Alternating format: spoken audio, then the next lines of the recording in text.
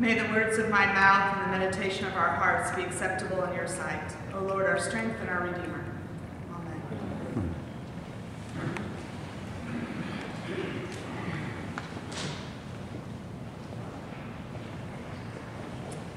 Tonight at 5 p.m., Epiphany is hosting a community forum in response to the Sandy Hook Elementary School shooting.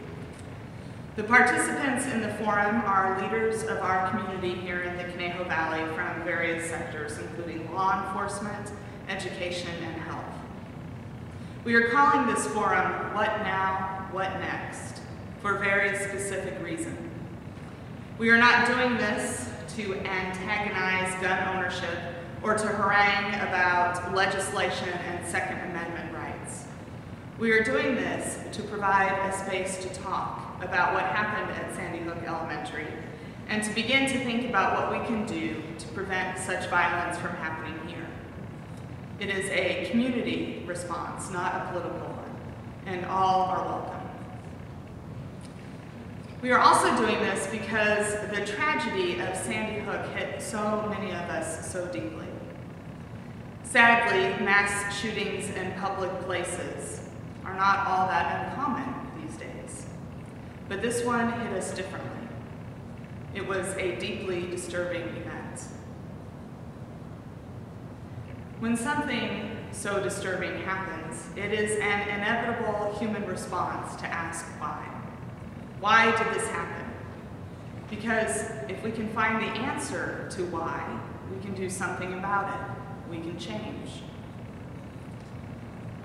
The problem with the question of why is that it's simplistic, a cause and effect assumption about something that is anything but simple. There is no answer to the why, but the question of why has been asked for generations upon generations, anytime there is such a tragedy. It's just the way our mind works. In our gospel today, Jesus encounters the same why question in relationship to some tragedy that befell the people of Galilee. Jesus poses the question, did this terrible thing happen because these Galileans were worse sinners than others? And then he answers his own question. No, they aren't worse sinners, but terrible things will happen to you if you don't get it together yourselves. And then the next thing Jesus does is tell a parable about a misbehaving fig tree. The owner of the tree tells the gardener to chop it down, but the gardener argues on behalf of the tree. Give me some more time with it.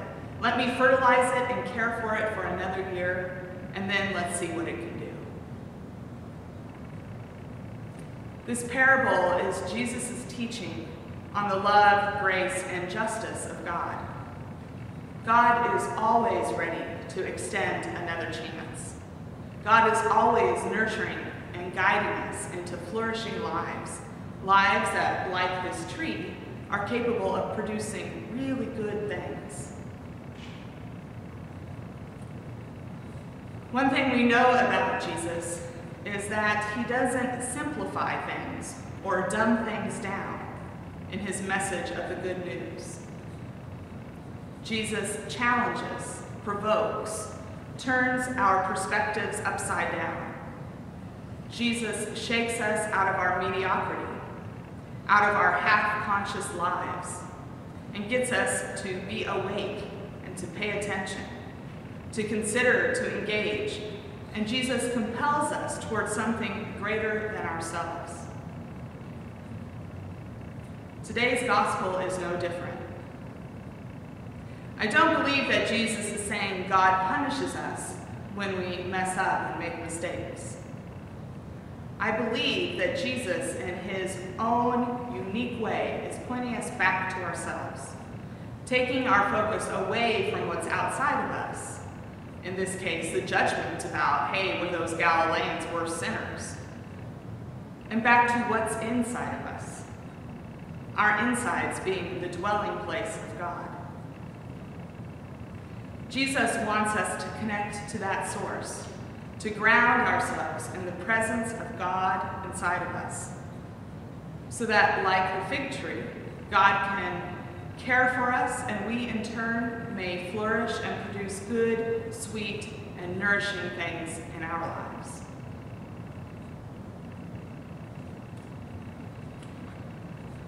The clue for me in this week's gospel came from the collect of the day, that prayer that we read right after the confession and absolution. Now, the collects that we have, these prayers that begin every service, repeat every year on the same Sunday of the year. So every year on Lent 3, we will hear this collect. And in this particular collect, we ask God to keep us outwardly in our bodies and inwardly in our souls for our own protection, so that we may flourish. Think about what it means to be outwardly in your body.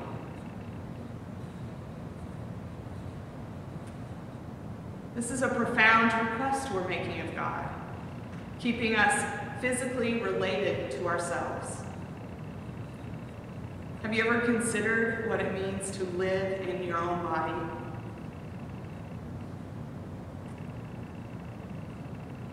Our bodies are the way that we experience life. We know things through the experience of our bodies. Our feelings, we feel. I mean, that's a physical sensation. Sadness, happiness, anger, all those have a chemical, physical feeling related to them. Our bodies communicate with us. They tell us what feels good and what feels bad, what is nourishing and what is destructive. Our bodies need, and we take care of what we need. This is healthy. Staying connected to the way we experience the world as embodied, humble creatures of this earth is a great thing. And it's often in our bodies that our suffering first manifests itself. You think about physical illness or addiction. Asking God to keep us in our bodies is asking God to keep us healthy so that we can flourish and be productive and be good. Then in the collect, we ask God to keep us inwardly in our souls. Being in our souls means that we are connected to our source, to God who breathes life into us, who lives in us and is with us always.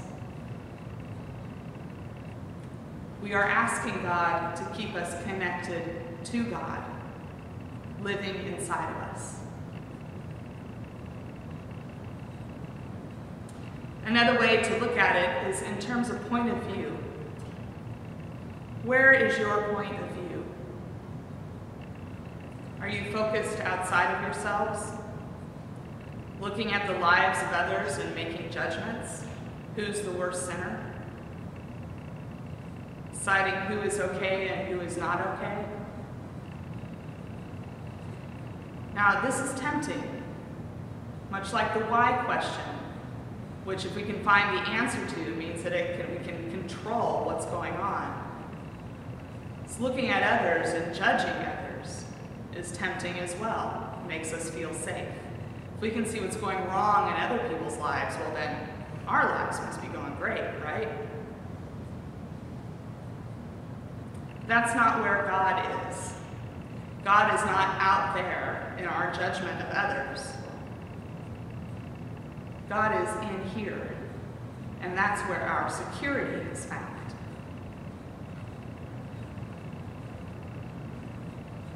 This is exactly what Jesus is doing in this gospel. He's telling those around him, hey, I understand your questions. I get it.